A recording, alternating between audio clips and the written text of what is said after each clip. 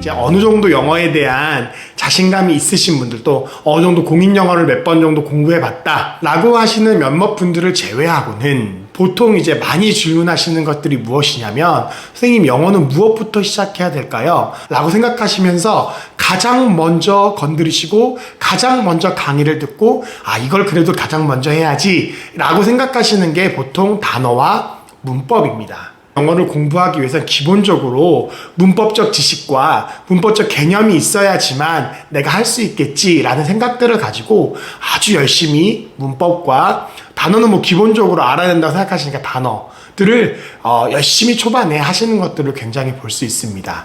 근데 일단 여기서부터가 문제가 생기죠. 그게 문제가 무엇이냐면, 문법이 그렇게 호락호락하게 1개월, 2개월 정도 공부했다고 해서 여러분 머릿속에 개념이 확 잡히고 강의에서 들은 내용을 그래도 한 70%, 80% 이해해서 문제에 적용하거나 이 문장에서 이런 법이 나왔어 라고 여러분들 바로 적용할 수 있으면 너무너무 좋겠지만, 실질적으로 한 달, 두 달, 세 달 문법 강의를 열심히 들었다 하더라도 여러분들에게 있어서는 절망이라는 단어가 여러분들에게 확 나타날 것입니다. 선생님들이 이야기하는 걸 열심히 듣고 정리하고 나름 개념을 파악하려고 노력했지만 결국에 남는 것은 아무것도 없고 이제 머릿속에 든 생각이 영어 이거 장난이 아니네. 이러니까 내가 영어를 못했지. 여러분 스스로가 영어의 벽을 너무나 높게 해버리는 그러한 일들이 정말 비일비재하게 많은 이 시험을 준비하는 분들이 겪고 있다라는 것들을 제가 많이 보고 경험하고 듣고 있었기 때문에 제가 감히 영어 문법이 여러분들의 시험을 망친다라고 이야기할 수밖에 없다는 사실입니다. 선생님, 그러면 영어 문법 공부하지 마요? 안 해도 되는 거예요? 라는 질문이 나올 수밖에 없죠.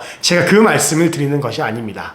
제가 말씀드리고 싶은 건, 영어 공부를 시작할 때 왜 굳이 꼭 A부터 Z까지 문장 형식부터 시작해서 투정사의 용법부터 시작해서 현재 완료 용법부터 시작해서 저 나오지도 않는 특수구문까지 굳이 그렇게 왜 공부를 그것을 먼저 하고 그 다음에 다른 공부를 해야 된다라고 생각하는 그 사고방식이 여러분들의 시험을 망치고 있다라고 제가 말씀드리고 싶다라는 것입니다. 공무원 시험으로만 한정해 본다면, 특히 여러분들이 문법을 처음에 내가 공부한다고 생각하면서 A부터 Z까지 그 모든 문법을 이해하고 그 개념을 파악하려고 여러분들이 어마어마한 시간을 쏟으면서 내가 영어 공부를 했다라고 이야기하는 건 굉장히 비효율적이고 굉장히 결과가 안 나오는 방식이라는 걸 여러분들이 꼭 명심해 주셨으면 좋겠습니다. 그럼 선생님 뭐부터 해야 할까요? 라고 저한테 질문한다면, 다른 것보다 단어와 구문 독해를 위해서 연습을 차근차근 시작하세요 라고 제가 조언을 드립니다.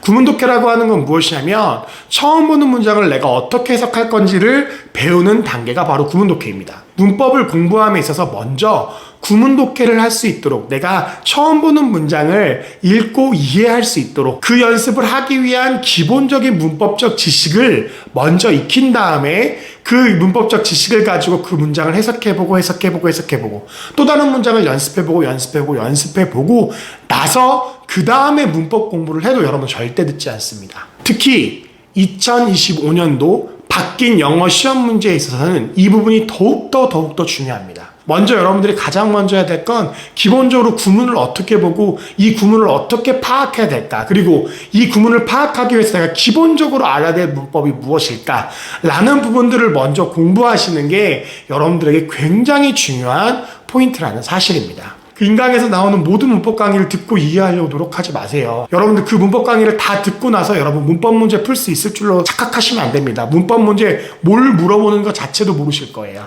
그리고 문법을 잘 알면 독해가 잘 될까요? 네, 선생님 저 독해가 안 돼요. 선생님 독해를 잘 못하겠어요. 읽어도 이해가 안 되고 해석도 잘 안 돼요. 제가 문법이 부족한 거겠죠? 그래서 문법을 공부하려고 했는데 문법도 더 어려워요. 이렇게 얘기하시거든요. 여러분, 독해가 안 된다고 해서 문법이 딸리는 게 아니에요.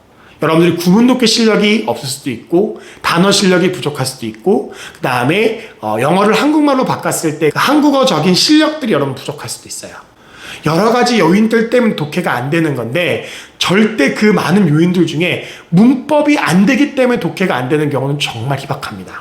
그러기에 여러분들이 영어 문법이 여러분들의 시험을 망칠 수 있다는 사실을 꼭 기억하고 여러분들이 명심해야 될 이 두 가지 포인트를 기억해 주셨으면 좋겠습니다. 첫 번째, 공무원 시험에서 자주 나오는 문법의 유형부터 공부하세요. 예를 들어서 동사면 동사, 수일치면 수일치, 그 다음 준동사면 준동사, 관계대명사면 관계대명사, 그렇게 굵직굵직한 시험에 아주 자주 나왔던 문법부터 그 문법을 정복하고 그 문법을 이해하려고 하는 노력이 필요합니다. 그래야 여러분들이 시험 때 그래도 문제라도 풀 수 있고 속어라도 할 수 있어요. 그리고 실질적으로 이제 바뀐 유형의 문법 문제에서는 여러분들이 여러 가지 정말 A부터 Z까지 모든 개념을 아는 것보다 몇 가지 개념을 확실하게 알고 있는 것이 훨씬 더 점수에 도움이 됩니다. 두 번째 포인트. 제일 먼저 여러분들이 신경 쓰고 영어 공부에 들어올 때 제일 먼저 고민해야 될 건 내가 어떻게 구문 독해 연습을 할 것인가, 어떤 구문 독해 강의를 들을 것인가,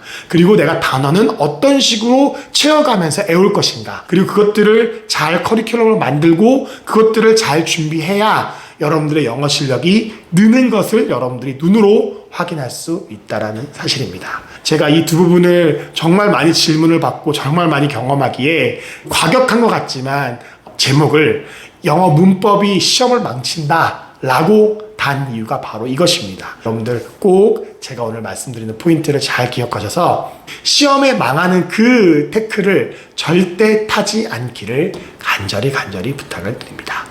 날씨가 아직도 많이 덥습니다. 체력 관리 잘 하시고요. 다음 주에 뵙도록 하겠습니다. 감사합니다.